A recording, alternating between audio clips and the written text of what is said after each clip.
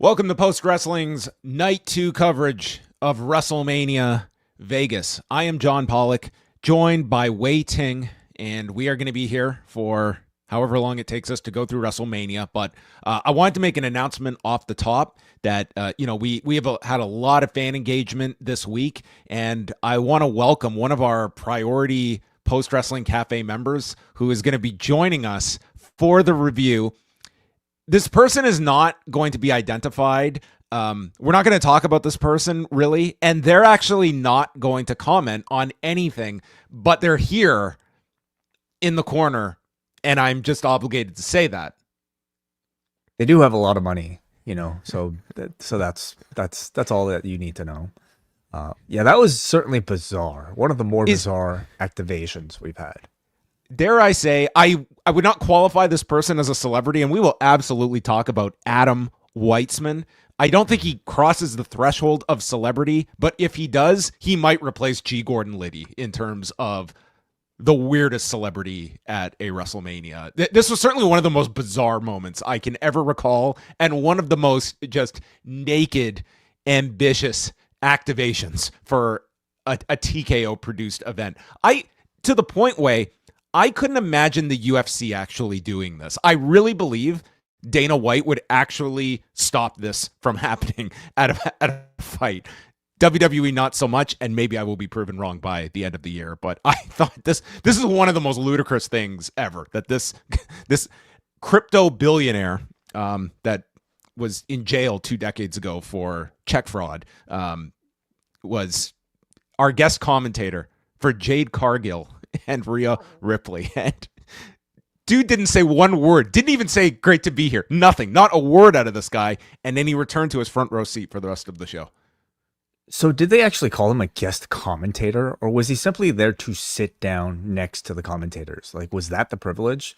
Because I didn't hear a thing from him on commentary. He didn't even say hi to these guys when they introduced him. But no, he was introduced like Wade said, it's great to have somebody on the broadcast here for this. Like, this was certainly presented as like this guy was going to be on the call, and he sat here for the whole match. Mm-hmm. This is one of the strangest things I've recalled. Forget on a WWE show, on any sports broadcast, period. This was one of the weirdest things I have seen in some time. Very much so. Yeah. I wonder if they'll entertain this again. And if they do, I guarantee you there are a lot of people that probably love to pay for this privilege. But it's definitely one of those where they're way overstepping, I think, the bounds of what they should sell. What do you think this cost? I have no idea. Like 7 figures? Oh my God, 7 figures? Yes. Possibly, I guess. If you're talking about a billionaire, sure, maybe. That feels a bit much. Okay, well, I'm sure we'll get a follow-up, I'm sure, from Michael Cole one day when he is asked about this bizarre interaction he had. But we have WrestleMania to get into tonight, the second night from Allegiant Stadium. We're going to save a lot of the news items for Monday night, but I do want to mention that we do have a story up on the site on the passing of Van Hammer, who was a WCW performer for most of his career, just about all of his career. Big jacked up physique, and Dusty Rhodes was very high on Van Hammer, and he was sort of this template of, big muscled physique, admitted like steroid user throughout a lot of his career. And, he would get pushes and then it would fizzle out, and in time they would light him up again, and, never really successfully got over, but did get promotional pushes throughout the 90s at various points in his different stints in WCW. He did have a tryout in the WWF that didn't go anywhere in 93 at that time when they were sort of reshuffling the roster, but did come back to WCW during the Monday Night War. He was in Raven's Flock. He was in the Misfits in Action. If you recall, he was Major Stash, which the legend always was that he was going to be Private Stash, but he didn't want to be ranked at the lowest end of all the other gimmick names like Lieutenant Loco and General Rection, so they made him Major Stash, which, Yes, you can be Major Stash, and that led to his final run. He received a lot of national coverage a number of years ago, right at early 2020 when he was charged with a DUI and was speeding and struck a 5-year-old who was riding a bicycle. The child ended up being okay, but he ended up getting a year of probation out of it, but he got charged for the DUI and for leaving the scene as well. And I think that was the last time his name kind of popped up, was those number of years ago. But, he was somebody as well that, got that, especially in the early 90s. WCW really heavily promoted him. Dusty saw this guy as being like the next Hulk Hogan. Like, he was very, very high on Van Hammer, and that was at the time that Dusty had come back to WCW in 91 and was booking, and this was one of his projects. And him and Mark Marrow were actually in the same training school together, and Marrow got his tryout at WCW and did the tryout match with Van Hammer, and they were impressed enough that they signed Van Hammer, who had literally had one independent match and got signed by WCW and was just thrown onto national television, but was very lacking in a lot of the attributes that make a professional wrestler. So that news just came out today from Mark Marrow, but we have a story on the site as well. I guess we should also talk a little bit way about Cody Rhodes coming out of Saturday's show. You and I did go over some of the footage last night where his eye was totally shut, and it's been discussed that it might have been off of a punch from Randy Orton that he ended up suffering the injury, but he was legitimately pulled from his appearance at the World today. And on the countdown show, the WWE countdown show, they announced that he had gotten sutures to his face and staples into the back of his head, and that was the only update they gave there. But he did suffer an actual injury here, so it remains a question: is he in concussion protocol? Because if so, that would certainly put any status up in the air if there's any threat of a concussion, and what this might affect in terms of plans with a pay-per-view in 3 weeks and where that goes, depending on the severity of this injury.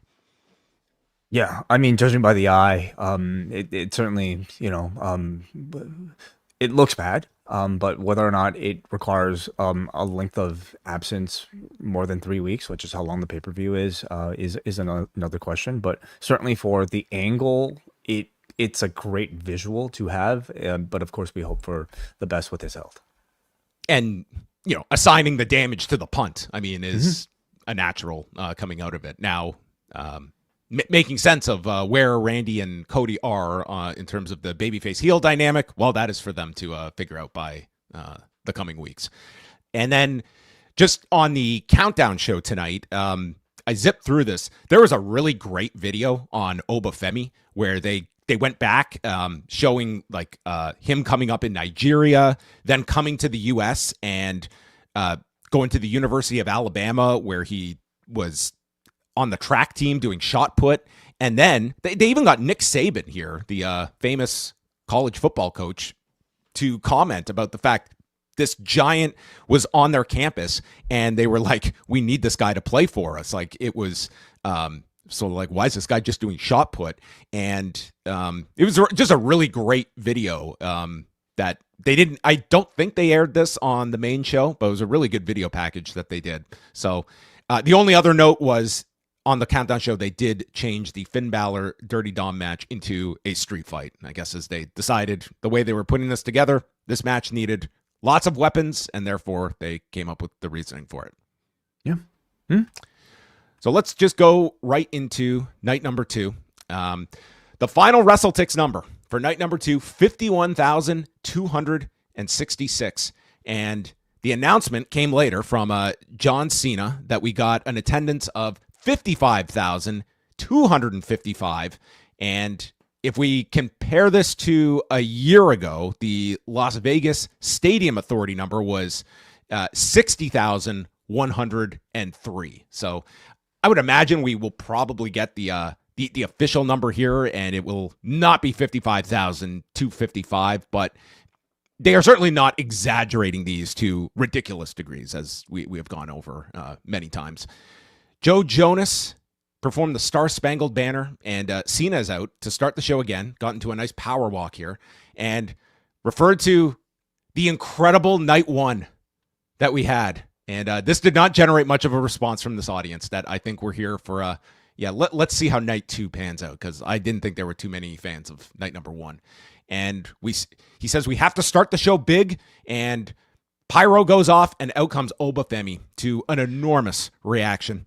They also flipped the set from the orange-colored set on night 1 to the more futuristic theme night 2, as reflected in the posters. Yes, which is kind of cool, having different sets, or at least different themes for both nights. Yes. Probably nursing a hangover was George Kittle, who was back for night number 2, and he was like double fisting at one point. I mean, this guy's alcohol intake this weekend must have been incredible. I think I'd be slightly concerned if I was from the hometown that this player was from, but it is the off season, so he should enjoy himself. The 49ers, they'll just be, hey, as long as he's good by the summer, we'll be fine. Yeah. As this guy, I mean, where do you think he drank the most? Would it have been at spring break, or do you think at either night of Mania? Maybe he stayed up for the clusterfuck, which would have meant he probably partied until like 5 a.m. or something. Did you watch all of the clusterfuck? I didn't watch any of it. No. Okay. Yeah. I gave it like 25 minutes, and that was it. You did? Yeah. How was it? Did you watch the Brian Alvarez Sean Ross Sapp? I did see the Brian Alvarez Sean Ross Sapp spot as well. I watched through that. I'm trying to remember what part I got. I just got to a certain point where I knew ahead of time this is 2.5 hours, and I was just like, there's no way. And after like 25 minutes or so, it's like, okay, I've got the feel of this match, and I don't need any more. But yeah, yes. I'll check some of it out. Yeah, I'm sure. Okay, I did. We'll talk about it on Monday, whatever remaining pieces there are. So Oba comes out, and as you can imagine, huge chance for Oba, just total superstar aura coming out, followed by Lesnar, who is introduced in the ring by Paul Heyman. And we go right into the match. Lesnar is delivering shoulder blocks in the corner, and Femi just shoves him off, and Femi won't go down from clotheslines, and it takes one clothesline to send Lesnar to the floor. And, I mean, Lesnar sold so big here for this guy. He really did understand the assignment that I am here to really make Oba Femi, and he just made all of his offense feel that much more effective, and playing the bully that is all of a sudden overmatched and realizing it in real time. He gets a hold of Femi, running him into the post, and then hits 3 consecutive Germans inside. But Femi gets up and starts running at him with elbows into the corner, and on the final one runs into an F5, but he gets up and hits a choke slam, and the crowd is just electric as they hit their big moves, and it's the Lesnar template of early and fast, and we're going for the finishers. And all of a sudden, he grabs Lesnar, fall from grace, and pins Lesnar in 4 minutes and 42 seconds, and Lesnar just lays there. The crowd goes wild for this. This is about as we kind of outlined this should have been booked. It was, I like that they kept it short. It gave like an immediate jolt to this show, and I think it just really capitalized on this momentum that has permeated for Oba Femi over these last couple of months. It was good. It was very good. I thought they made Oba Femi look about as strong as I think they could have. You could have made the argument that Femi shouldn't have sold a thing in this match, but they did have him sell some Germans, and I think like at least in allowing him to do that, it made this win feel a little bit more earned, while still having the headline out there of being able to say that he was able to beat Brock Lesnar in a relatively short amount of time. I think they've understood that Brock matches should simply not go past a certain length. Nobody really wants to see that. It's a high impact sort of like, pace you want out of these matches. And it's a very believable way to end the match, in my opinion, when you have two guys that are that big, that are hitting each other and falling. So the effect was there in making Oba Femi really feel like he is the heir apparent to Brock Lesnar, as was announced by Cole, calling him the next big thing. He felt like the star, like of all, like if you're talking about like who is on the come up, it's like this guy is right there and feels like he is the leader of this next generation of talent. Like, they really did a great job in this Mania lead up and pulled the trigger on this show of really catapulting him. So Femi makes his exit, and Lesnar is left. He's just laying there for a long time, and then gets up, and he removes his gloves, and the fans are reacting to this. He removes the boots. The guy's in tears as the crowd starts chanting no and signals that he's done. And then on the weekend that brought you thank you, Vince chants, we got thank you, Brock, with this whole stadium chanting. And he gives Paul Heyman a hug. He's a total babyface to this crowd as he exits and gives one last look off the ramp there, eye to eye with Brock Lesnar guy, who is there, who is also unretired after walking away. My question to you, Wai, is will the real Brock Lesnar follow in the steps of T-shirt guy? Will he unretire? I'm willing to say yes at some point. You know, the question is when and whether or not it would be SummerSlam in Minnesota. And, you know, of course, the big question coming out of this is, are we still getting Gunther versus Brock Lesnar, which I think is the expectation coming off of, you know, Gunther's interaction with Paul Heyman. So those are, I think, the big questions. But I will say, like, in this moment, I mean, all of this felt incredibly genuine, and I would say almost like really big to do now if they did have ambitions of possibly doing it again by SummerSlam. So I certainly feel like that might be in doubt, you know, and that this could have genuinely been his last match for now. I had definitely heard like the idea of him retiring at SummerSlam, and like others have noted that Fightful had a story out that like many expected SummerSlam, and that's consistent with like what I have heard. So I'm not going to dismiss that something could have changed along the way, but am I skeptical? Yes, absolutely, that this could be a tease of something. All that said, like in a vacuum though, I think this would be the ideal way to maybe just end things. I think that this is a way, like you put over this guy, and it's not like Lesnar to me is not the guy you get the big fanfare out of. And I think that there's a solid argument that like there's a great way to just end this right now at this particular time. But we'll see. I have skepticism, but we will ultimately find out, because SummerSlam seemed to be everyone's expectation of when Lesnar would wind it down. Ultimately, I think he's going to do, well, probably what he chooses to. And honestly, by summertime, who knows what else may be in the news cycle, right? It's true. Like, there's always the chance of like more stuff that comes out, and I don't know how averse TKO is to that. Like, they ultimately made the decision to bring Brock back, and quite frankly, based on these crowd reactions we heard this weekend, like this is not a crowd that is going to hold any of that stuff against Brock, and would not against Vince McMahon, who, let's be honest, they would react this exact same way if Vince came back as well. Yeah. I think that's clearly established. Well, they provided incredible entertainment, you know, for them, and in these moments, I think people are choosing to celebrate that over other stories. What would you see as what you do with Oba Femi to follow on this? Straight to the top, man. Like a Roman Reigns match feels too soon. Is he Raw or SmackDown, by the way? I guess it doesn't matter. Does it? Did he officially sign to any brand? It was Raw, wasn't it? It was Raw? Okay. Yeah. A Roman Reigns match certainly feels a bit too soon. But how do you follow up an accomplishment like this, right? You know, like you have to have it's why I thought they were going to maybe do something like a series of matches with Brock. But because now I agree with you. Like, it's kind of quick to go to something that big, but like it's like you have lightning in a bottle with Oba, and this follow-up is very important, that he doesn't just go into some like weird program to keep him busy after this. I personally feel if you were going to crown Oba right after this, Punk should have won tonight.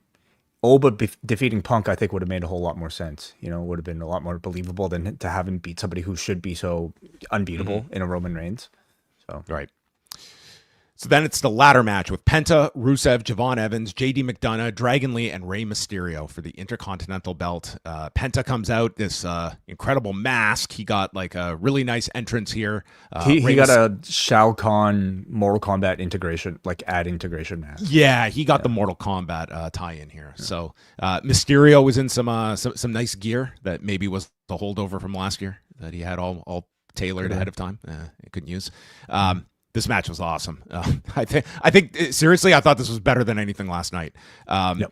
We saw Javon Evans had some tremendous spots in this match. I thought JD McDonough was incredible in this. Dragon Lee got, like, everyone really like stepped up here, but I thought like Evans and McDonough especially really impressed. Penta was just super over to this crowd. We see Rusev tip the ladder, and Evans just crashes to the floor. JD remains, and then he's climbing, and Evans returns with a springboard clothesline, and this guy gets such height off his springboards, knocking JD down. The ladder gets wrapped around Lee for a 619, and then Mysterio gets hung upside down on the ladder, and I'm just, like, in my mind imagining, like, the stem cell treatment being booked in Ray's head as he lay upside down here with his cartilage being disintegrating at the second. Penta sends Ray over the top, and there's a seated senton that puts Rusev through a ladder bridge that's set up between the apron and the desk. And Ray comes off the ladder and is caught by Dragon Lee for a Styles Clash, followed by a Spanish fly from JD to Lee off the ladder.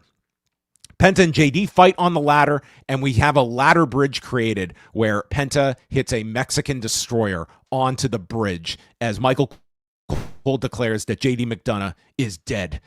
And this leaves Javon Evans all alone. And he climbs, and Rusev removes the ladder. So Evans is hanging from the top. And I was so glad that they got to the building early enough so that they could hang the belt for this match, and that this didn't turn into pinfalls. And so he's holding on to the clip above. And all of a sudden, we see Rusev,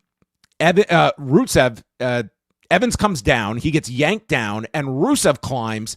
And Evans returns with an OG cutter off the buckle to Rusev from the ladder. And everyone's dead. Penta comes off the ladder, steps into a Mexican destroyer onto Evans off the ladder, and then climbs to grab it in 15 minutes and 10 seconds, retaining the championship. And, man, this was just an incredible, incredible match. Excellent match. You know, at a time when I think we've seen so many ladder matches in pro wrestling, and with a group of guys that have received probably less airtime to build to this match than anybody else on these cards, I thought they delivered a match that felt special and stood out amongst the other matches on the weekend.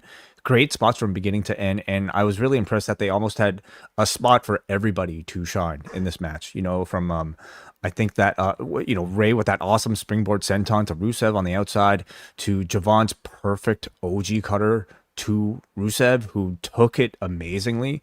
JD with that Spanish fly, or Penta with the destroyers.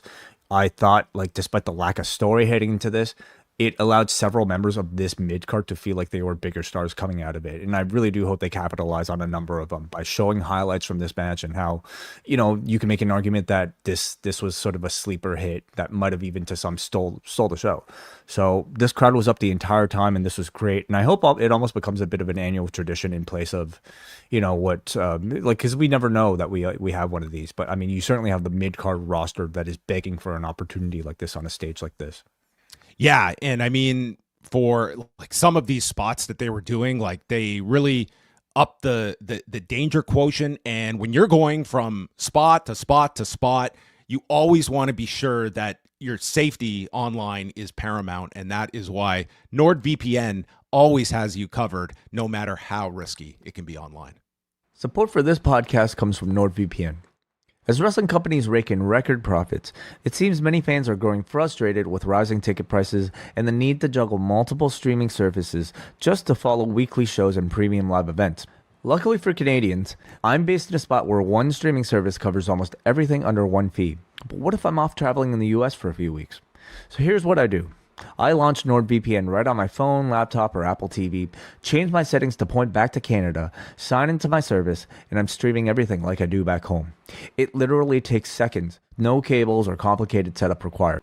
On top of that, Nord encrypts your whole connection so your IP and location info stays hidden, especially if you're skeptical about a sketchy Wi-Fi network at your hotel or vacation rental. So head over to nordvpn.com/postwrestling to get our exclusive 2-year plan deal with a massive discount and 4 bonus months thrown in. No risk thanks to their 30-day money-back guarantee.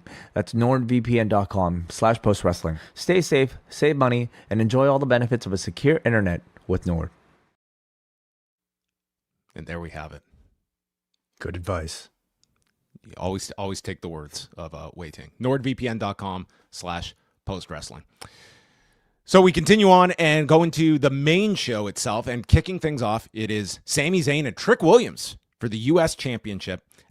This actually worked great, that Sami Zayn had the most basic entrance imaginable, like no frills, nothing. The guy just walked out and to his theme, and then out comes Lil Yachty, who survived the haluva kick. He's back to life, and he introduces Trick, and he's on a platform that just like rotates around. I guess this was maybe a Bobby Roode hand-me-down, but he walks out, and his jacket... He's had this platform for a while. Yeah. The platform? Yeah, the spinning platform. Oh, okay. Oh, sorry. He comes out, and his jacket takes up like the length of the entire ramp, and this was quite the apparel. Pretty amazing. I don't know what sort of special effects they would have had to do to make this work. I bet you it was probably heavy as hell for him, at the start of this whole thing. But it was quite impressive. Yeah. I guess my question is Little Yachty was really not integral to the entrance at all. So what was Strick so worried about when he, was mad at Zayn for taking Yachty out? Well, he had to get to his locker room to the gorilla position, and you need some help carrying this thing, right? Like you need need backup, okay? And he couldn't just Lil Yachty was necessary for this, so it was paramount that he be okay. So, Sami Zayn also has his knee pads that read "Ride or Die." Yes, yes.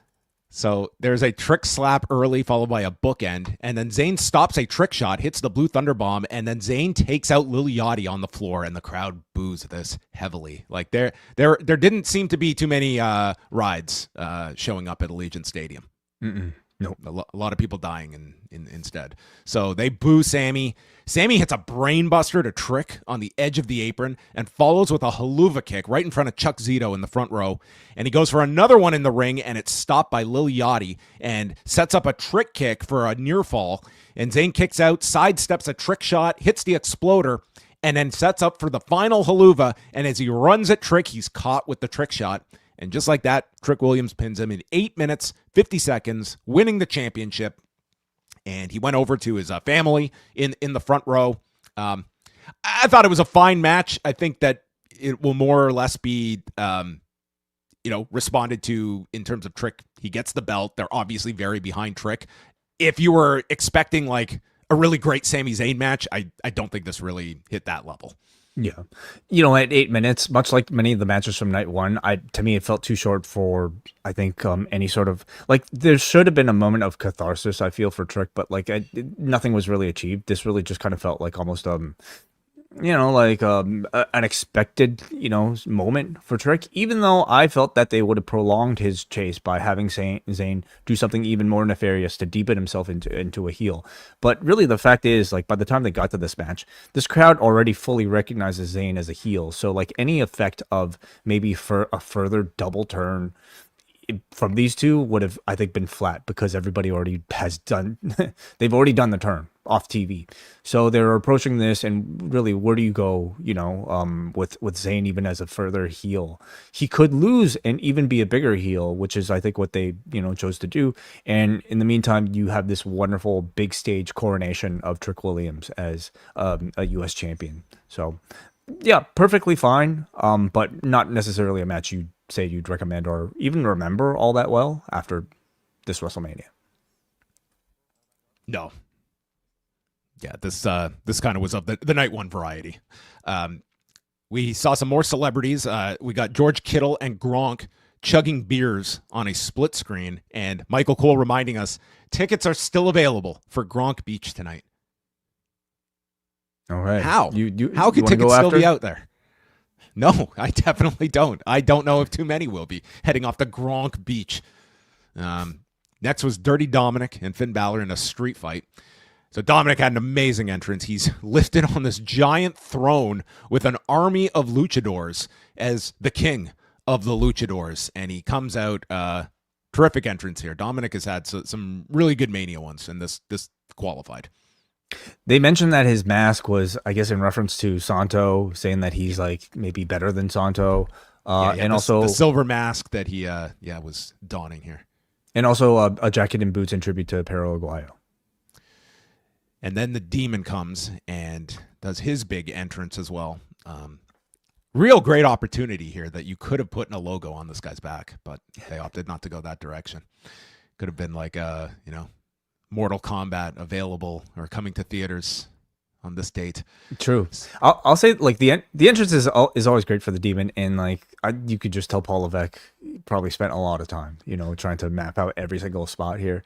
I will say probably poor placement of the confetti with this spiky helmet and this spiky like thing on a stick, because it just ended up catching confetti like it was like a lint roller. And he had to like walk out with this like ridiculous sort of like, all these streamers, attached to his outfit. Just watch out for the fucking confetti, okay? Because it's gonna fucking be all up, fucking down. So fuck. Yeah. Mm-hmm. Okay, Paul. So the match begins, and I'd be curious, like when they decided to sit down, they were like, okay, to do this match, we either have to have the Demon like sell for Dominik, or we just make that like pretty much like this would have had to be like 30 seconds or something. And then like, I just wonder when they realized it's like, yeah, this really needs to be a street fight. And it was probably for the better, because I don't know how well this would have maybe clicked if they didn't have those allowances here for like a longer Finn Balor Demon match here with Dominik. So Dominik is really selling the fear of the Demon, and they head to the floor, and we get a kendo stick out, and thankfully a lot better than Kendra, not Kendo Lust. Yeah, Really she will not be renaming herself Kendo Lust No. after that match. Yeah. Slim Jim was represented here in table form. And then Dominik takes over with these chair shots. And Dominik gets dropped on 2 unfolded chairs. He comes back, though, with a frog splash, and Balor kicks out at 1.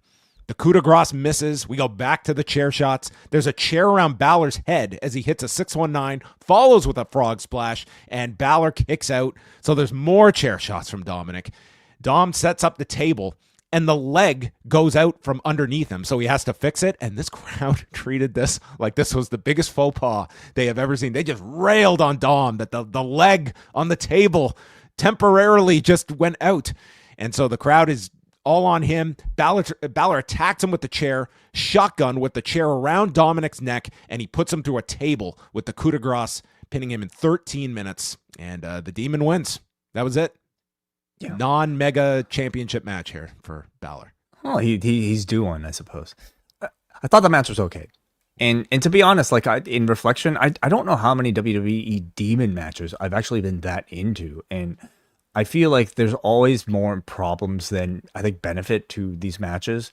I mean, the benefit is the incredible entrance, which is very appropriate, of course, for a WrestleMania stage. It looked great. I'm sure it was a maybe one of the attractions, to go to the show.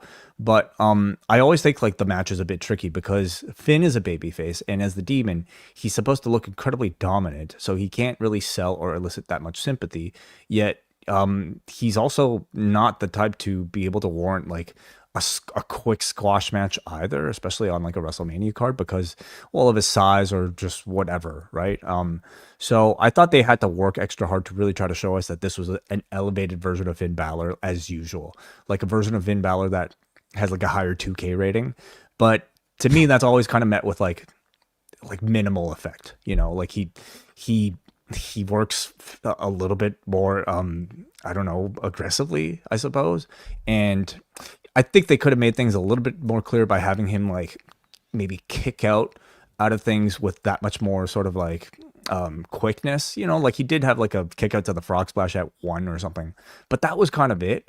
And to me, the win ultimately felt a little bit lukewarm and almost like really far away from like the Judgment Day story that they were telling because, for the sake of this whole demon entrance.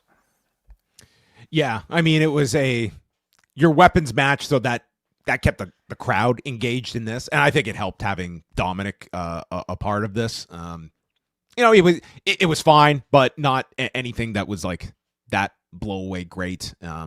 It did sort of feel like the end of the road for this program. Like, I don't think you need to really continue this all that much more, even though the whole Judgment Day breakup was like months and months in the making. But I don't know where you necessarily transition Balor from this, because I think you just go back to the regular character after this. I feel like another version of this, like that was maybe more focused on their Judgment Day story, involving JD coming in, maybe doing a run in, right? But like that would have been appropriate here. Who else am I thinking about? Like whatever, like you could have had. I guess you had already Roxanne and Raquel the night prior, but like something that would have tied up the whole Judgment Day turn on Balor, I felt would have been more maybe narratively sort of satisfying than I think this whole demon thing.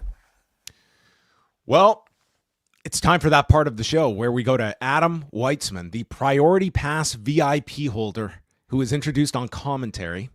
I had no idea who this individual was, but I quickly was getting messages from people about, do you know who this guy is?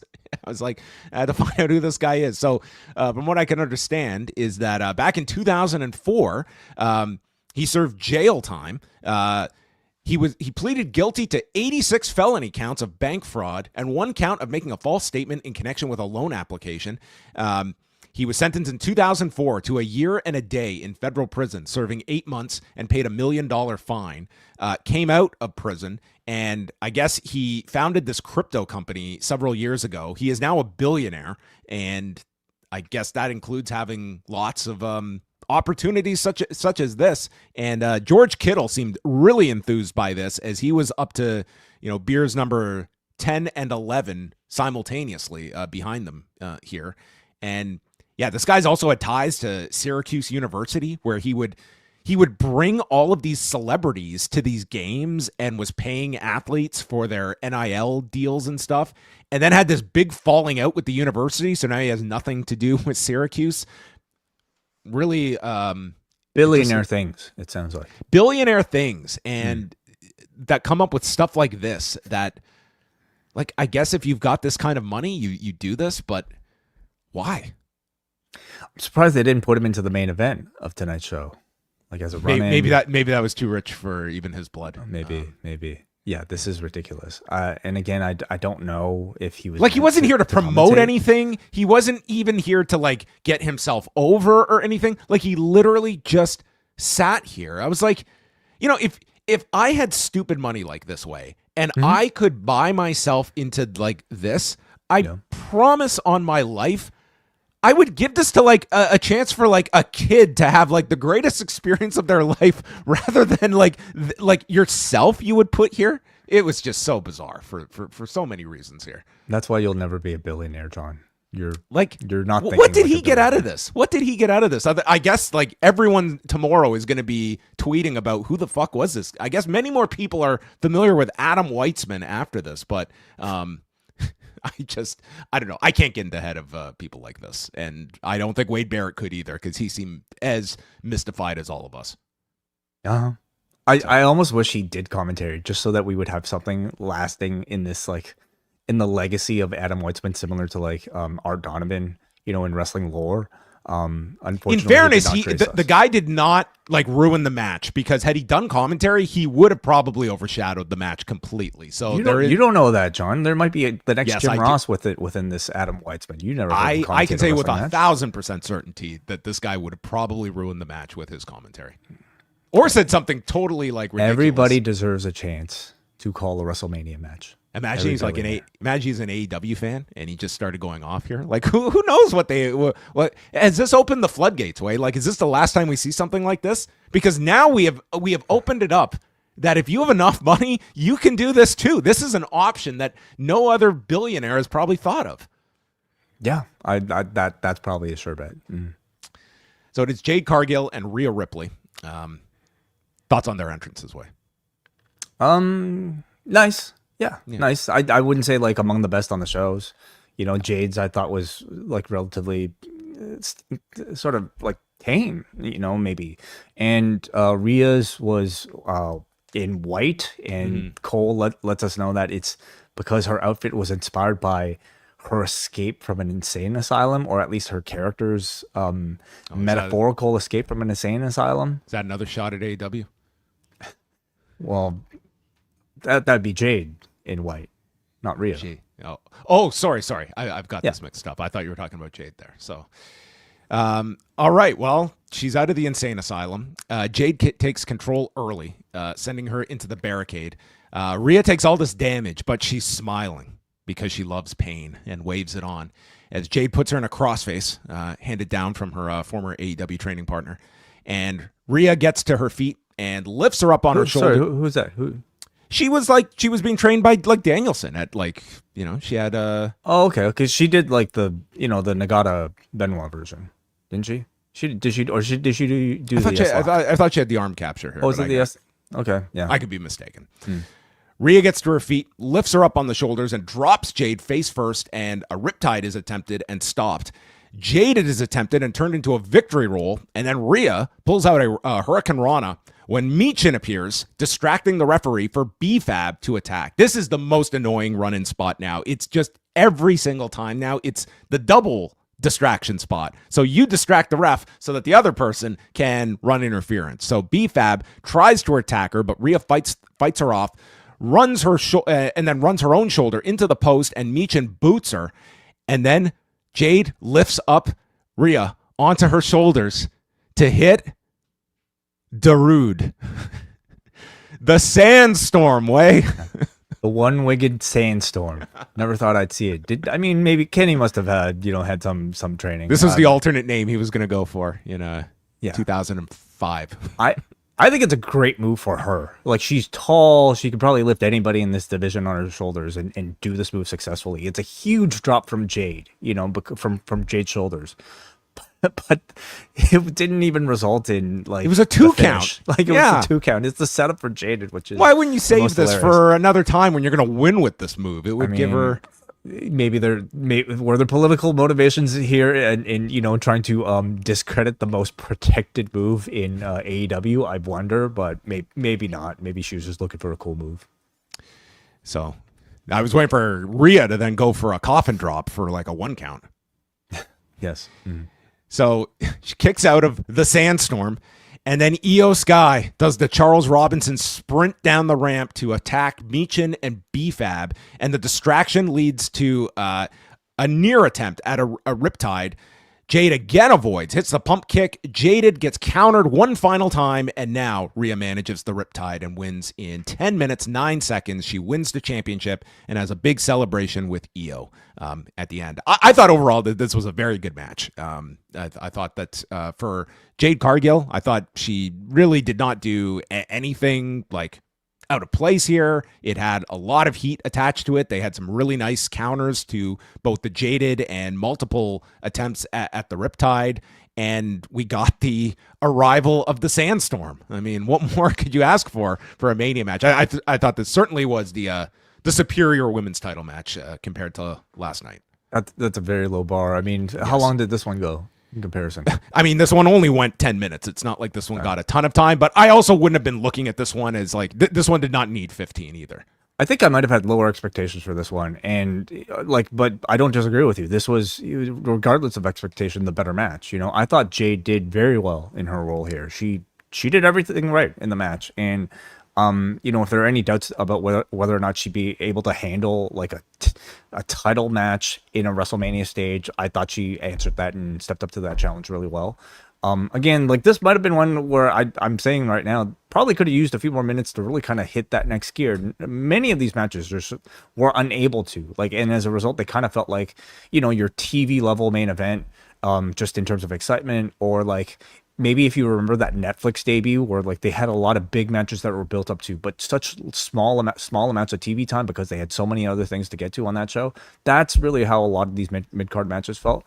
So I don't know if this, again, represented a match that you would be thinking about too much beyond this show, and certainly not one I would necessarily recommend, but they did deliver, I think, a very satisfying finish with an awesome counter to Jaded that was executed perfectly. Whoever came up with that spot, I mean, must be a brilliant mind. You know, to escape Jaded through the legs right into the riptide, it was performed so perfectly well, and that to me really made the match.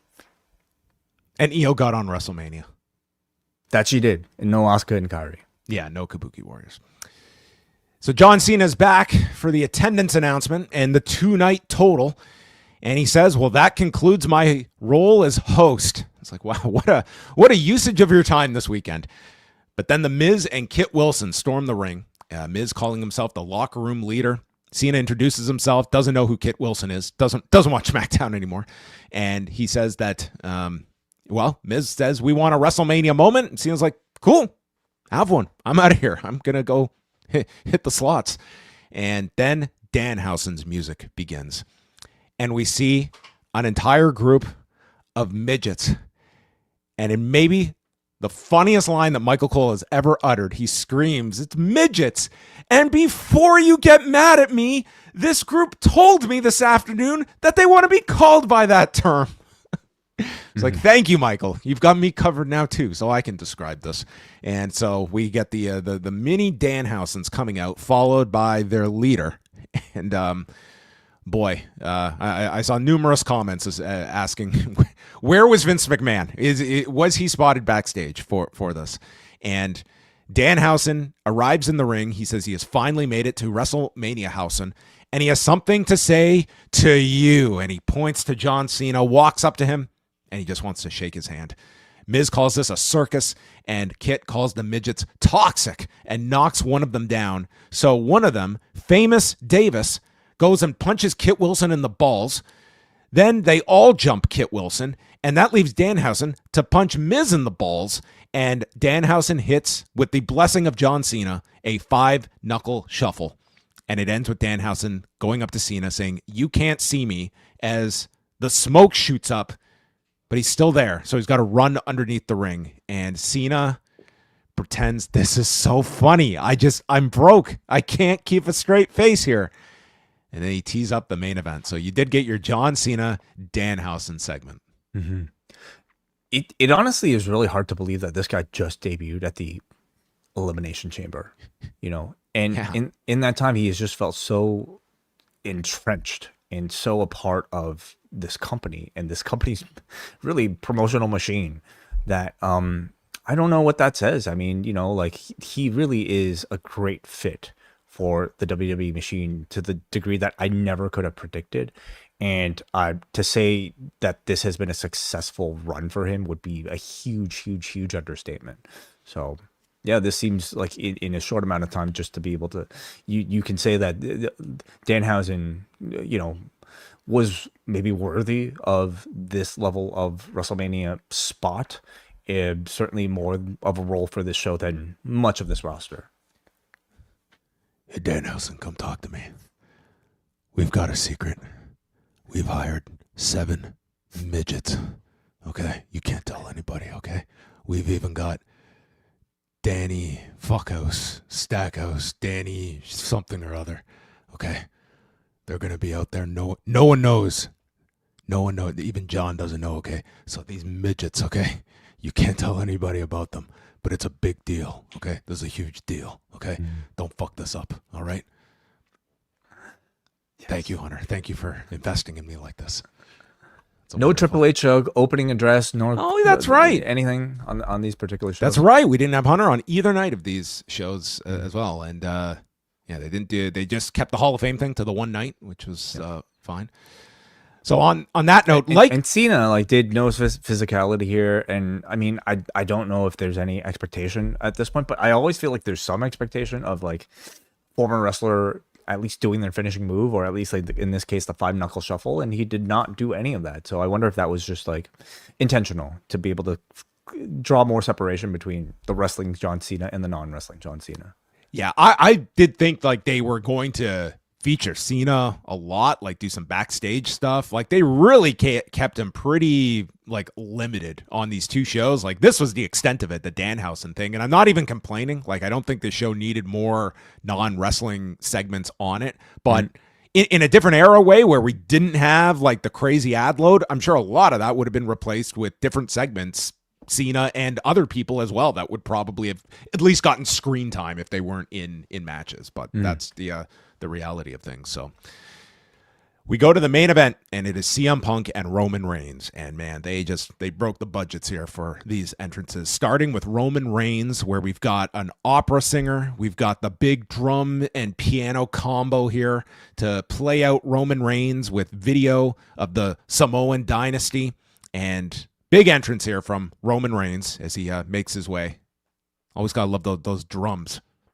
Yeah, I feel like he's done one of these in the past, like very similar. A similar like one. Violinist or something like that.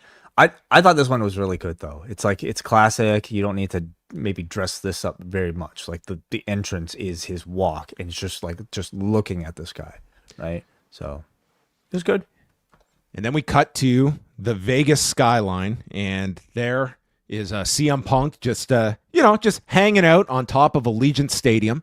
And we then cut to AFI, and this place goes nuts. And he comes out to his old theme, as he also had done. Remember the controversy this elicited from people at Revolution a few years ago when he played this? What controversy? That night, they played this theme, and there was this big debate online about, people don't know this. You got to explain this to people, that it was his old ROH theme. This was a big Twitter discussion a couple of years ago. Okay. You're best to stay away from these things. So this is awesome. He's just walking through the back, and then the music ends, and he just walks out, and he's in this incredible looking outfit here. It's like purple and gold, and he's got the names of all these like people that have just passed away. He had Bo Luder's on the front. He had an image of Larry. And then on his sleeve, he had Kerwin Silfies, Jim Shank, and Davey Coates, who were all various, like Kerwin Silfies was the longtime director. Jim Shank was a production member. And Davey Coates was the international touring manager, who all just died in the last couple of months as well. So, kind of doing a tribute here to people that had recently passed away. And I love this entrance, specifically when he just came out and had no music, nothing on the Trons. It was just purely him.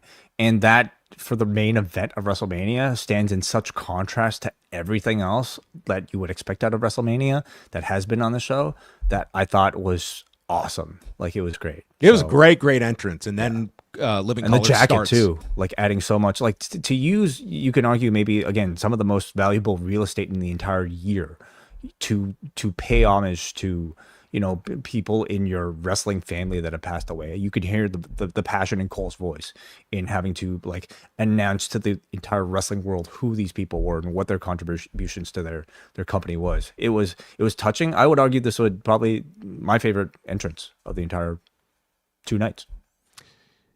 We get a stare down in the center as the bell rings. The whole place is buzzing, and they're just going nose to nose, and it's intensifying. And they head to the floor, and there were all these parts in the match where it's like Punk was just getting very like cocky, and he would like play to the crowd, and Reigns then would cut him off. At one point, Punk gets on the desk and puts the 1 up in the air, and as Reigns attacks him, he's just telling Punk, "This isn't promo day.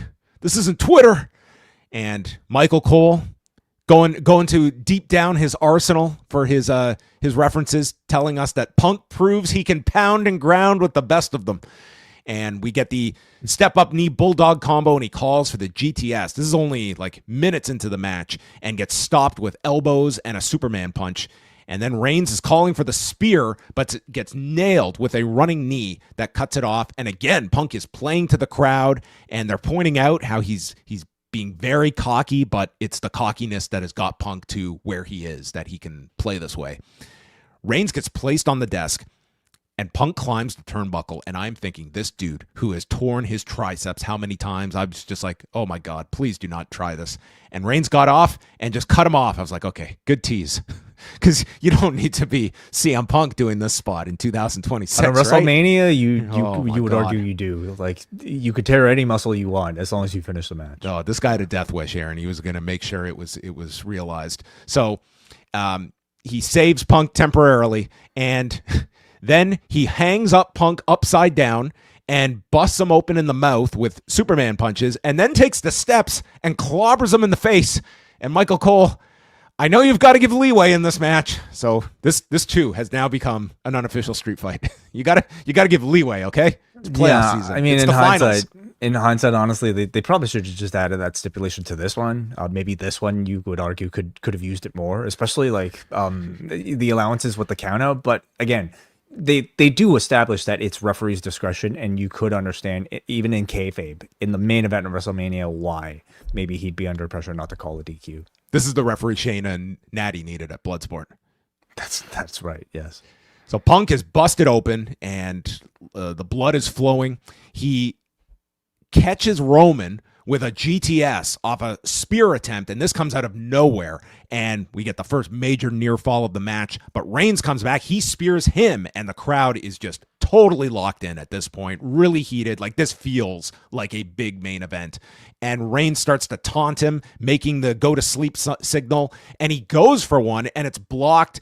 Punk lands the head kick, and then he makes the signal for the Superman punch and connects for a pair of them. And then Punk goes to a fan. What next, dude? It's like, well, for a guy who trained MMA, I mean, it was one of the uglier looking Superman punches, but it was almost done mockingly in story. Like, so, it didn't have to look great. I thought the Punk, less so the punches than like the signal too. It was a little too much. I mean, again, like, he's done it before. He does it mockingly, and you can argue maybe the really ugly Superman punch was an extension of that. So Punk grabs an Ulafala from a fan and then puts it on and calls for a spear and runs right into a guillotine, which he is able to get out of into a schoolboy, then turns it to the Anaconda Vice, but Reigns turns that back into the guillotine, and finally Punk pops out, tries for a sharpshooter, that gets stopped. And then Reigns goes back to the guillotine, and Punk flips over. He's got the counters for the guillotine, and then it's the two of them just staring at one another, and their health meters are depleted, and Punk takes off part of his wrist tape, and he throws it at Roman's chest. It bounces off, and the ref leans over to grab this wrist tape and dispose of it to the floor, and just in that second, he turns his back. Punk kicks him right in the ball, or forearms him in the balls, and the whole crowd reacts to this. This was actually timed really well. Like, it totally came out of nowhere. It was a great spot, I thought, in terms of low blow spots that are usually pretty damn cliche. So he hits him and then hits the GTS, and man, did this crowd bite on this finish. And Reigns kicks out. He's still alive. And then Reigns is put back on the desk. And I was like, oh God, he's going for it. And he climbs up, and this dude, like, it might be the ugliest elbow drop, but my God, this guy, he made it onto this desk and put Roman right through the desk, and he got up and he survived it. So it's Mania. If you're going to face the prospect of a tear, this is the show to do it on. He's just as likely to tear, like, diving into the crowd, to celebrate with his fans, as something like this. Right? In fairness, that is true. Yeah. The man has hurt himself on a lot less dangerous stuff than this as well. So big table break occurs, and then there's a GTS in the ring, but like with Rollins, this callback, he bounces off the rope and just collapses on Punk's shoulders, and he goes to lift him for one more, but Punk collapses. He just doesn't have anything left, and he staggers to his feet and is hit with a spear, but then Punk swings and has one final gasp of a punch from his knees, misses, and eats a final spear and gets pinned in 33 minutes, 57 seconds as Roman Reigns regains the championship, wins the World Heavyweight Championship, as they announce him a 7-time champion, and just had a long celebratory victory lap around the ring. His family was there, and he holds up the title. He holds up the Ulafala. All the things he had lost over these last 2 years have now been reclaimed, and Roman is once again on top. Wai, I want your thoughts. I thought this main event was excellent. I've seen a lot of criticism about like, well, it's Roman back on top, but I thought this match was excellent. I just thought it was tremendous. They did a fantastic job. This crowd loved this. I thought this was a great performance from Punk, where he leaned into some of the heel tendencies, but it was all like the broadcasters did a really good job of kind of telling the story. I found this to be a really captivating main event. Yeah, as did I. I thought CM Punk was outstanding in this match. I felt, I mean, you know, I'm sure to him, he would tell you this was probably the biggest match of his life. It's the night 2 WrestleMania, a singles match, you know, where he is in the hottest program, we can definitively say, heading into this year's show, the most anticipated match in this year's show. And I think with this performance, he really did feel like, to me, the main character of this year's WrestleMania. To me, he got the best entrance. He came out last. Yeah. And like most of the focus in this match was around him. They certainly went a slower main event pace, but I thought this was a stage that warranted it. They had a finish that I think warranted it. You know, much of the story of the match is about Punk's body giving out, and so you needed to kind of like go to these deep waters. How long was the match, by the way? It was like 34 minutes. Yeah, okay. So I mean, on this card, I mean, it was like, that's like, you know, what is it, 5 Liv Morgan, Stephanie Vicares or something like that. So by the end, I felt like it was justified. And to me, I love the tease of the initial elbow because it led to Punk making a mistake, getting him busted open. From that point on, I felt like there was, you know, more engagement from this crowd.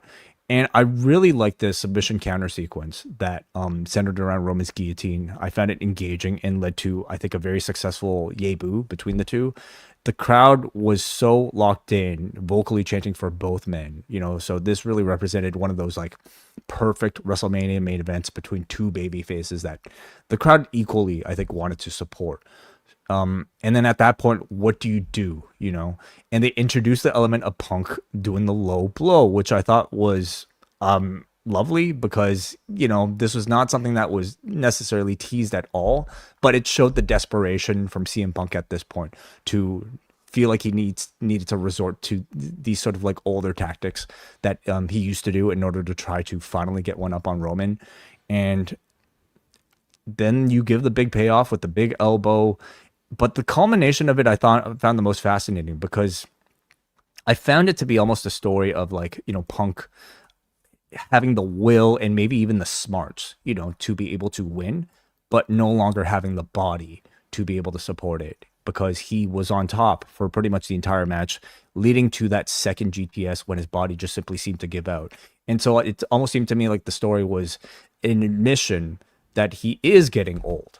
And, you know, despite maybe reaching the highest level of success he ever has in his career, he's not young enough. He's too old to really maintain it. So I'm looking forward to the post-match promo to see like how Punk really narrates this moment. But I thought it was a beautiful match, actually. I really liked it. Like the body giving out, the last gasp where he just throws this horrific punch and he's got nothing. He's on empty at that point at the end. So at the end of night 2, was this card ass? No. Oh, okay. Cameron was right. You know, night 2 was far better. What the hell happened to this guy? I don't know. Night 2 was far better than night 1. The stars were bigger. I mean, you had, you know, like from top down. Well, you had the Brock Lesnar match with Femi that went really well, and you had Brock Lesnar's, at least at this point in time, what we feel might be an actual announcement. So that was newsworthy. I think a ladder match that was amazing. If somebody said that was their favorite match of either night, I don't think there'd be that much disagreement. Mm-hmm. Mid card for the rest of the show, I thought was just kind of okay, but the main event to me really hit. Yeah, I would say the main event and the ladder match were the two really high-performing matches, and I thought the booking of Obo was perfect. Like that was, you know, it's not like the blow-away match of the show, but it was exactly what it needed to be, and was a very important outcome for Femi as well. I liked Rhea and Jade. Like I thought that was an enjoyable match. You know, this was a WrestleMania that I think you certainly night 2 blew away night 1. But I think overall, when you look at both cards, like these were matches where a lot of them were really hampered by, like, we're talking about 7 and 6 match cards, and time was a factor for a lot of these matches that did not, I think, get to reach their potential in many instances. And the result was a lot of, I more so last night had the feeling like this to me did not feel like one of your biggest shows, and have that feel to it, even in the stadium setting like this. I was very disappointed with last night's show. This one overall did feel like it did have that big specialness attached to it overall. It opened and closed strong, and as I recap, 3 out of the 6 matches I felt were maybe recommendations. The other 3 were really just fine. And on a WrestleMania, I don't know if you consider that acceptable. It's still a 50% hit rate when you're just talking about night 2. If you include night 1, it's an even, maybe it deserves an overall failing grade for that reason. So, I mean, people are being very harsh on night 1 especially. And I think it's certainly deserved. Sometimes I watch this stuff so much that my expectations for, I think, what I know this show may be, given all the commercials and everything, is probably not going to be amazing. But this is the show that is playing to a larger audience, many of which are only watching these shows throughout the entire year, and they need it to be completely satisfying. And especially for night 1, they were way off mark. And let's also take into account we're kind of removed from this being in Canada, but forget the people there that are live, that are paying these incredible prices that, to me, you should have high expectations. But the viewers at home in the US, you are now, if you are not getting the ESPN app on your free trial, you're spending $30 now for these shows. This is not the Peacock era, and this is not the WWE Network era anymore. So you're spending those $30 and you're being inundated with these ads. I totally get that frustration. I feel less of it when, we are not spending that amount for these shows. So that goes into, I think, some of the viewing experience too, depending on what your package is in the US. Well, I feel like so much of that, how does this show compare to a UFC in terms of just pacing and ad placement in the shows? Because I feel like that's probably what they're targeting in their minds. They want this to feel more, they're justified in cramming more ads in because UFC does it. It would be good to compare pay-per-view to main card of the WWE show. I imagine it's not that far different, but it did feel to me like these shows were stacked a lot more with ads, but maybe I'm just, underrepresenting the UFC ad load as well, because it is, especially in the Paramount era, I bet you it is comparable from seeing the Paramount shows. And this is not really it's not really a point of complaint for UFC audiences, is it? Maybe no, because you're not so paying used to it. The pay-per-view price. The trade-off is you're not spending $80 plus an ESPN subscription. But when people was there as much downtime? There's more now. There's definitely more now on Paramount, but it's not like it was ad-free before. You were getting ads on those pay-per-views, but it has intensified now that they're on Paramount, and that is part of the trade-off. You're spending a lot less, and they are going to make that up in advertising. So we have feedback to get to, and if any super chats come in, we can also tackle those as well. I definitely want to hear everybody's thoughts on the 2 nights of WrestleMania, and then heading into Raw on Monday night. Very quickly, just wanted to take this time again to thank everybody who might have joined us for maybe some of you guys the very first time in the Post Wrestling Cafe, which is our Patreon, where we just rely upon your support to run this entire ship called Post Wrestling. And for that, in exchange, we try to give you our very best. And that means extended editions of Raw and SmackDown and Dynamite reviews. That means all these bonus shows that you see before you, including Collision Course, our Rewind Away reviews, where we just talked about pretty much we talked about Spring Break 2, but then next week we're going to be talking about Spring Stampede. John and I, as far as our WrestleMania bonus coverage goes, we did bonus shows every single week, and recently last night we covered Spring Break, we covered Bloodsport, we also covered the night prior Death Vegas, and also the Mark Hitchcock Memorial, and everything else you see, so including the entire archive. So don't really want to plug too much on the show. I know, it's kind of late for a lot of people. Well, actually, it's quite early. People are going to Gronk Beach next, so I don't want to hold you guys too much. But thank you everybody who supported us. The 50% off for new member sale is still up there, so we appreciate everybody. And also for Post Wrestling Cafe members, starting next week, we're going to be starting our reviews. We're going to do a review for each episode of the Hulk Hogan Real American series that premieres this week. And starting next Tuesday, we're going to start doing episodic reviews of that series as well. Do you realize, Way, that if we had been in Las Vegas, we would have been out of there at 6:30 p.m.? Provided traffic wouldn't be an issue. Well, but, I'm saying I mean, we'd be exiting. We'd be exiting yeah. that stadium afterwards. Like that's wild to me. Yeah, it is wild. Like Yeah, if you're a cool. tourist there, you're basically getting another night in Vegas because of the early end time. Like that is something to be said for, spending $16,000 on tickets. I'm good. I'm good here. Yeah, I imagine. All right, we're going to start off with Dave, who writes in, I was able to tune into the show. Wasn't okay. able to tune in until the second half. Okay, well, I know Way said it in jest, but it really does feel like TKO and WWE used a 2-night format for their big shows as an excuse to book like shit one night and then have a better card the second night because they know it will put out some of the fire online with negative discourse. I do not feel they are sitting down and coming up with that strategy. I feel bad for the wrestlers who spent their lives working towards the WrestleMania moment just to be told they only have 8 minutes on the biggest show of their life. Trying to corporatize a product with carny roots like pro wrestling is a recipe for disaster. And as long as they treat WWE like 5.5 hours of weekly ad space where wrestling sometimes happens, I will be more focused on AEW, where the ring product comes first. Disappointing weekend overall for what should have been a home run with a few bright spots. The future looks bleak if Roman is still a part-time champion and Cody takes time off to heal the eye injury he suffered last night. The idea that AEW is the company where wrestling comes first, I think is certainly bolstered after like a weekend with a show like this. Now, I say that after what I thought was an excellent main event that maybe say what you want about like the Roman Reigns style of match. I thought that was a great wrestling match.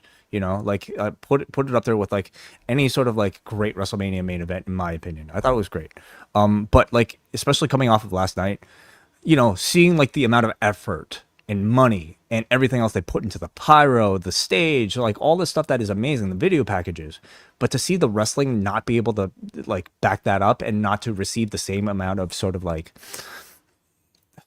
detail and thought and time and attention is, I mean, just kind of tells you this is like maybe an entrance first type of show, an entrance first type of presentation rather than a wrestling first presentation. And you need all of that, especially for a satisfying WrestleMania show. Let's go to a super chat here from John Fury. Thank you very much for the support, John. He sends $7 to say, Roman said after Mania he'll be around all summer. Femi versus Roman at SummerSlam. Femi beats Roman at SummerSlam. What do you think about that course?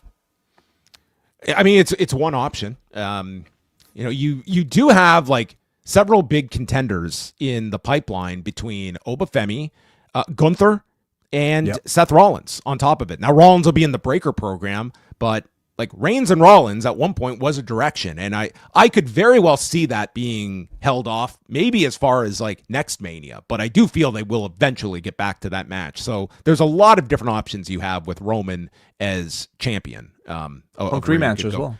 You could go back at like you have Backlash in 3 weeks. I wouldn't throw that out the window of a rematch. And we got to talk about Braun Breaker. Like he's as next in line as Oba Femi is. Yeah. Is he yeah. not? Like there's a lot of options, and to the point that you would, I think, want to maximize some of these people and move them to SmackDown. Like I don't think you need them all in on the Raw side, and this is a very flexible roster as we have seen.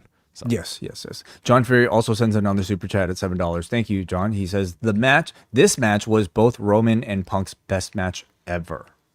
Does he mean together or individually their best match ever? Which I think that would be. Well, he says both of their best matches ever. So I'm not going to go that far on Punk. Not at all. This is a really great Roman match. I don't know if I would say that either. I'd have to sit down and think about that. I definitely do not agree that this was Punk's best match ever. But listen, subjective. Listen, if you thought it was cool, but anyway, it was overall like I don't think you could be disappointed with that type of performance. Like you could be disappointed in the result, which it seems like some people are complaining about. But I thought it was a strong match. Sean writes, I may be in my mid-40s and appreciate a show not going past midnight, but WrestleMania ending just after 9:30 p.m. doesn't feel right. It feels perfect, Sean. It feels great. I remember it wasn't that long ago when I was taking shots of espresso to stay up until the end. Following up on my comments yesterday, this feels more like another wrestling show than the granddaddy of them all. I don't know. I didn't have that feel tonight. I felt like tonight did feel like the bigger, more important show of the two by a lot. And when you saw like on paper, there was a lot of good stuff here on night 2, but night 1, like it should have been a lot better than it was. So go to Luke, who says, really good night of wrestling. I thought that was Jade's best match yet. Rhea showed why she's one of the best women's wrestlers in the world. It's interesting to see that they are doing Make-A-Wishes for adults by letting that guy sit at commentary. Oba winning was great. Brock's retirement is clearly a swerve for a Gunther match. Excellent main event. Roman has only gotten better with age. Maybe I'm alone on this, but I feel the aura of the demon is gone, especially when Danhausen looks like his little bro. People seem to be complaining about ads constantly like it hasn't been a thing for at least a year. Just started an hour late and skipped them. It's a much better experience. Questions. Do you guys think Rhea has changed her style at all since changing her physique? She wrestled more like Io tonight than Rhea from 2 years ago. And 2, is Trick or Oba in the Mania main event next year? Thank you. Any noticeable change to you from about Rhea Ripley's style? I mean, she's or even physique. Have you noticed much change? She's definitely a lot leaner. Like she has really got like a lot more like muscle definition, and she is she's certainly like she's got more or less. I would say she's just got more cut, I would say overall, but is like a leaner look that she seems to have had now. I mean, you saw her like bust. I wouldn't say the style is like altered all that much. Like, she was doing like a Rana, and some of the setups were, I thought, pretty crisp in terms of the evasions from the Riptide and then from Jaded at the end as well that the two had as well. But I wouldn't say I've seen like dramatic shifts to her ring style as a result. But neither would I. But I'm not looking for it either. So yeah, maybe it's more noticeable to others. Trick or Oba in the main event next year. What do you think?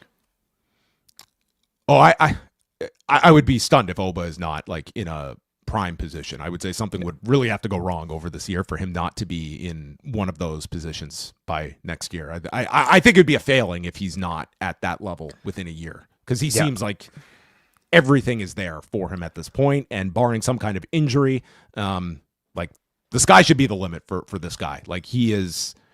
Trick to me is more of a wild card. I can't necessarily say he will be at that level within a year. Yeah, I think both are ultimately destined for it, but like Oba is the type of character that should be dominant from day one, similar to what Brock Lesnar was. Brock Lesnar debuted the night after Mania, won it at SummerSlam. I could see even a quicker trajectory for Oba. So yeah, Oba for sure. Trick Williams maybe a bit less likely. And if I'm hearing that, and if I'm somebody like an LA Knight, I'm probably that much more disheartened about my chances of ever being in the title picture again, because there's suddenly so many more candidates ahead of you. So I guess on the post show, which obviously we haven't seen, that Roman noted he's going to be around all summer, and Oba Femi gave some kind of comment about, by the end of the year, Reigns is going to get some or something like that. Is that the biggest match they have at the moment, Roman Reigns and Oba Femi? Or is there something else? Roman and Oba. I mean, kind of maybe feels on the like Raw side, but like I don't know if Oba, like this was a big moment for him, but I don't know if he's necessarily crossed the threshold of like maybe stardom that others may have already. So yeah, what is the biggest match that they can currently build to? I wonder if like a Punk Reigns rematch would probably be harder than that, but not to say you should do that, because there's an element of investment that I think you'd want in Punk versus Oba.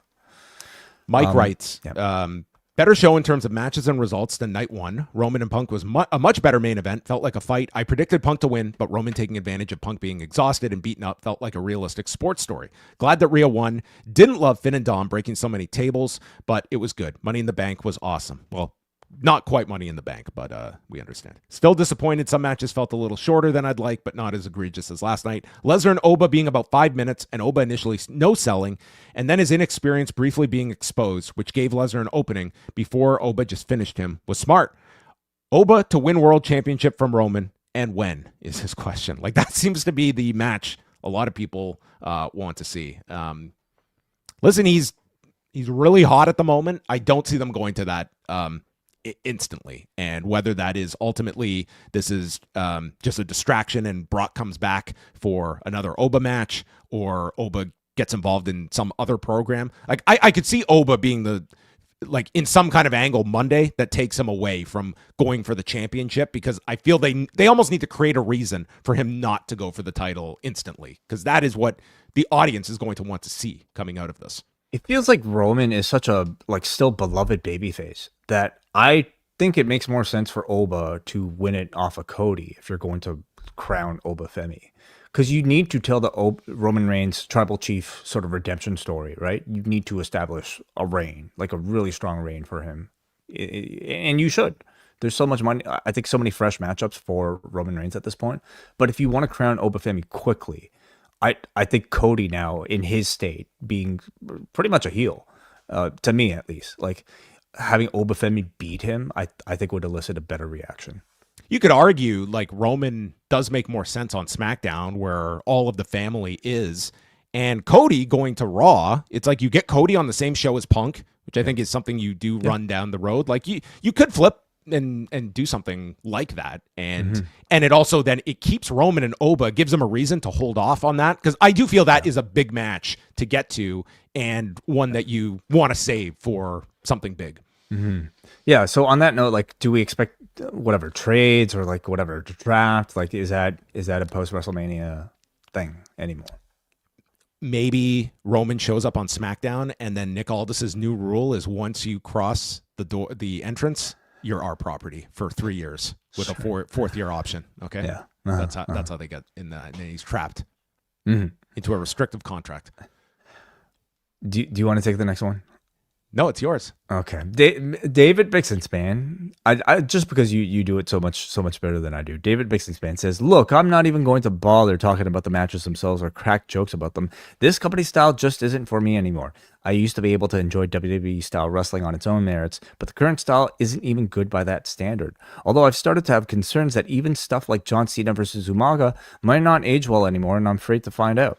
However, Adam Weitsman, the scrap metal king of Owego, New York, not Oswego. I checked in their two separate cities and no, I had no idea either. Seemingly buying his way into a silent spot inside the rail at the commentary table during the WWE Women's Championship match is one of the weirdest and funniest things I've ever seen. We're this close to WWE selling customs for obscene sums of money, none of which will go to the talent, while they exclusively work barefoot in matches consisting almost entirely of head scissors and heavy breathing. What we saw tonight felt like a 30 Rock storyline about Dennis Duffy using the last of his Beeper King money in a fruitless attempt to win back Liz Lemon's affection. I don't even watch the show, and that's hilarious. This was fucking preposterous, and we need to dwell on precisely how fucking preposterous it was. At no point did the announcers explain why this VIP was at the commentary table with regular-assed headphones so he could hear Cole and Barrett while not having a microphone. The scrapyard proprietor turned crypto robber baron motherfucker looked at the on-location WrestleMania experience options, felt none of them were good enough for him, and asked them to name a price for reasons that I can only assume were centered on being inside the rail during a women's match. What the hell is happening? Even to claim another $1 million or whatever in gate revenue or activations or whatever, why would you do something so nakedly low rent? How far off are we from WrestleMania looking like every New Jersey shindy show in the last 30 years where there's a manager in every match who's only there because he's paying for some expense the promoter would normally take care of? How long before this is like Wrestling Open and random individual dudes are sponsors who happen to only ever cover the cost of women's matches? Actually, you know what? As funny as most things about this situation are, it feels really fucking bleak during a weekend where, though it got drowned out by other news, security at the WWE Talent Hotel was a major concern, and Elena Black had to call out a WrestleCon meet and greet groper on Twitter. Can we just not do this? Or could they at least spend the money on actual fucking security for the talent, especially for the women, for once in this miserable company's existence? And he says, and yes, 9 Inch Noise was great last night. Oh, that's great to hear. Yeah, did you hear about this Elena Black situation? I saw the video of her like identifying and telling to the world who this person was. Yeah, she alleged that this individual who I guess had paid for like a photo op, like grabbed her ass, and then she filmed him afterwards as he was like walking away, and rightfully called this out. I mean, what was alleged is like not cool to be happening at these conventions, and this should absolutely be like, these. Yeah, I don't know what it'll get to a point where it'll get to a point if this continues where like meet and greets, especially with the female talent, just won't necessarily be a thing anymore, or they will be heavily scrutinized, and limited in terms of like what it, even what handshakes maybe, I mean, yeah, it's terrible.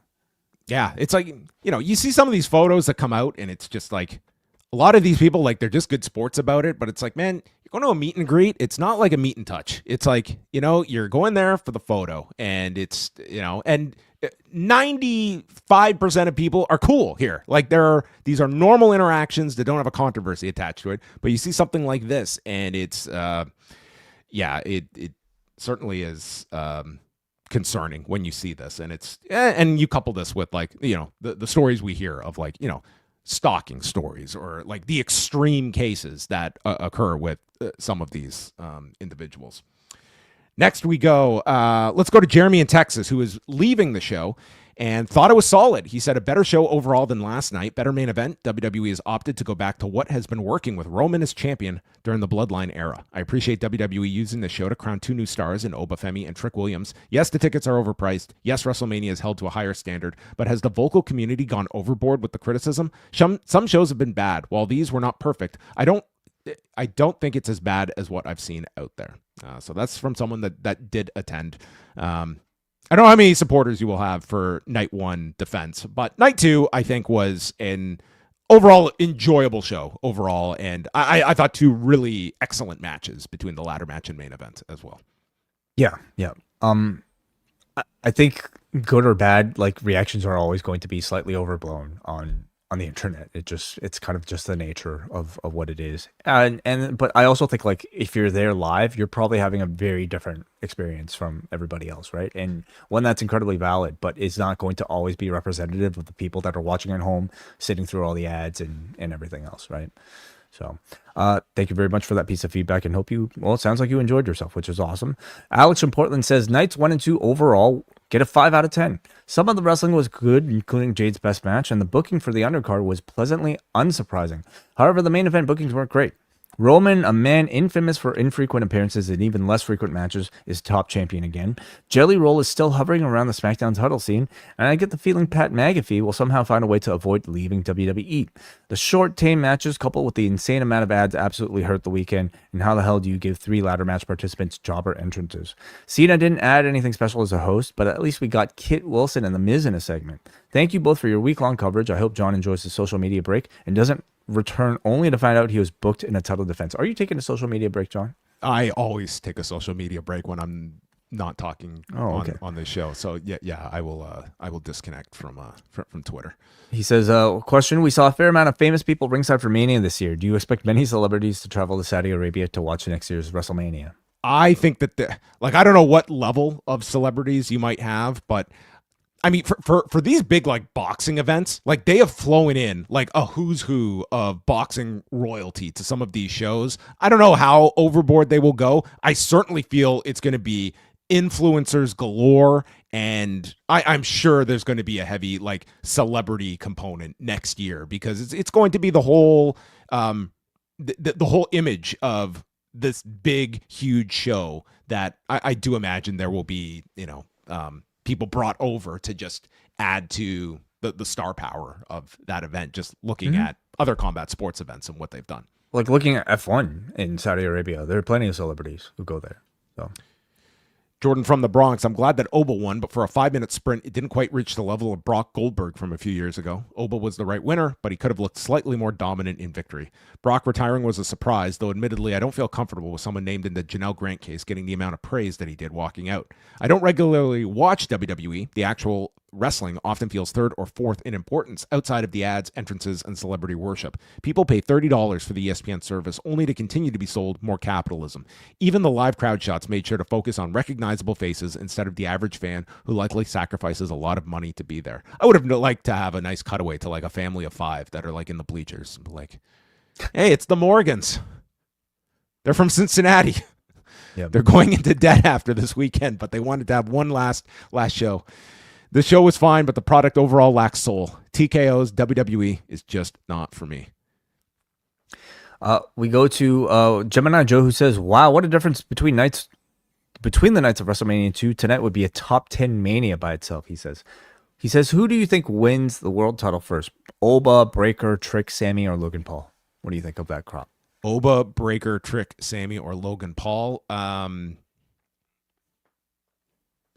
say Oba.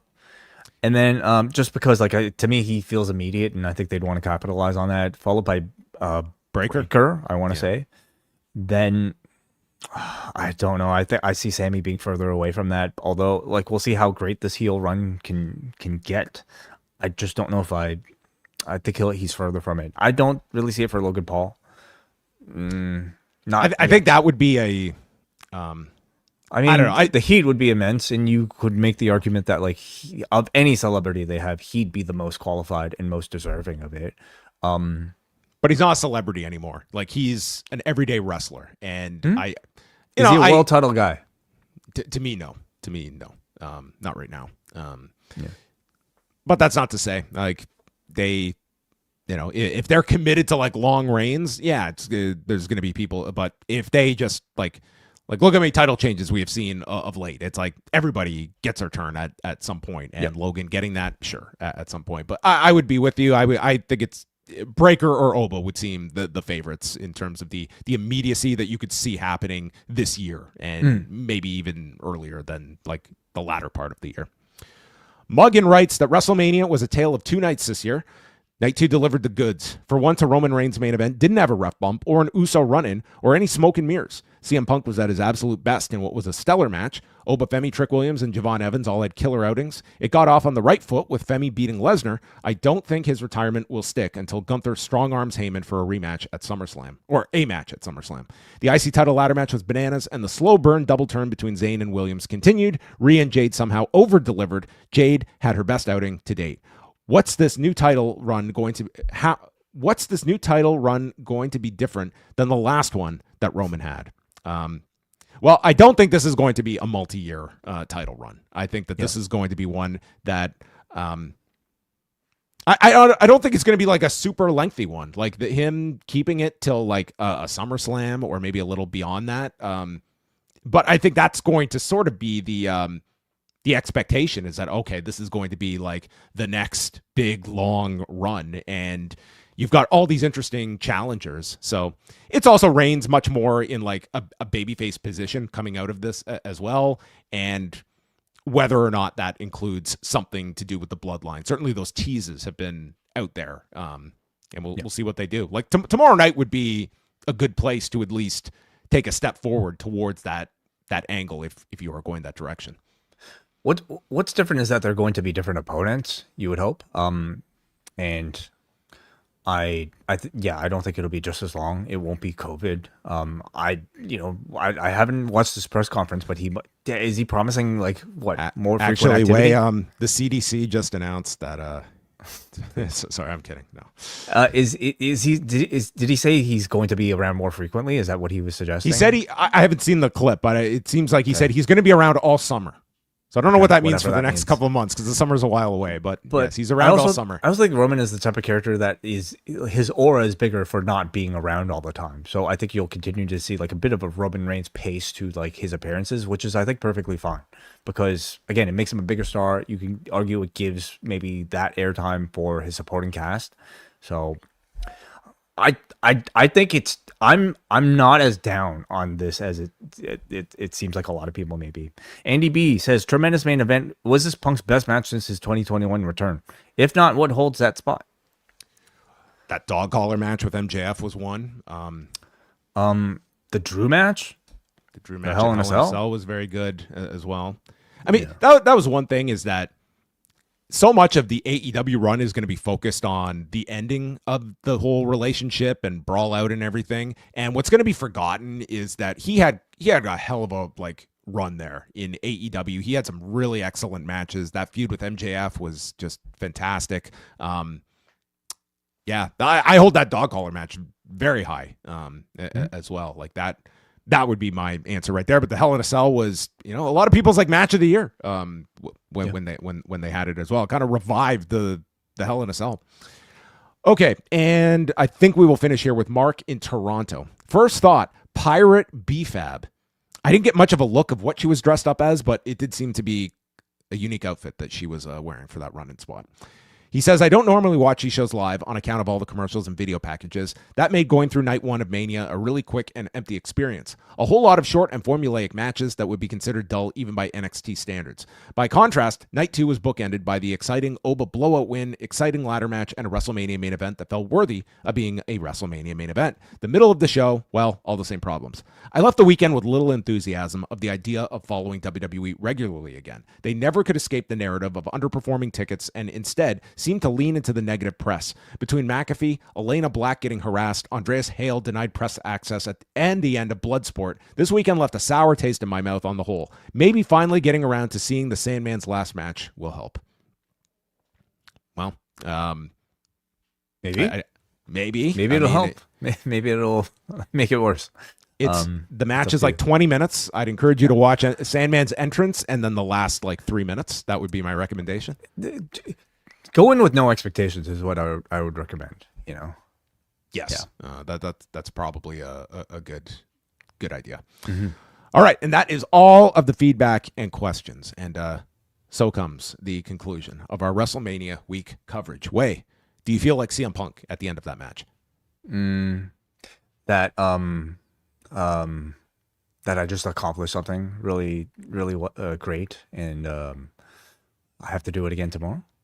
You just took like one final swing at the punch, and then we're going to get speared into Monday night, where Raw will be in Vegas once again for the Raw after WrestleMania. And we will be back. We'll be back Monday night, going live for all Post Wrestling Cafe members. And again, a big thank you to everyone who jumped on board postwrestlingcafe.com over the past week, or longtime subscribers as well. A lot of cool stuff that we have in the pipeline post WrestleMania if you are going to be following along. And again, a big thank you to everybody on the team, from Jack Wannon, Neil Flanagan, John Kleinchester, Jason, Brandon, all the assistants on the website. It looked great all week. And of course, Wai Ting for jumping back after suffering a debilitating torn ACL last year that took him out of WrestleMania. You came back with an enormous WrestleMania season. Wai. Thank you, John, and thank you for all your incredible work. I don't know how you do it. I try to keep up with you, and it is almost completely nearly impossible. So hopefully people enjoyed the coverage. And one last plug to close things off. Now that this is sort of in our rear view, we look ahead and we look up towards the CN Tower, as John and I and our friends at Poison Rana, and also some other friends of the networks, are going to be climbing the CN Tower in support of the World Wildlife Fund's Climb for Nature. So we're still looking for your support. If you, we haven't paid that much attention to our bodies in these weeks in the lead up to WrestleMania. So now is the time to maybe focus a bit on that. The climb is coming up in May. So postwrestling.com/climb if you want to show us some support in support of the pandas that are out there. That's it. We're climbing for the pandas in 2 weeks' time. So that's going to be our big task coming up. So thank you to everyone for joining us tonight, and we will speak with you Monday following Raw.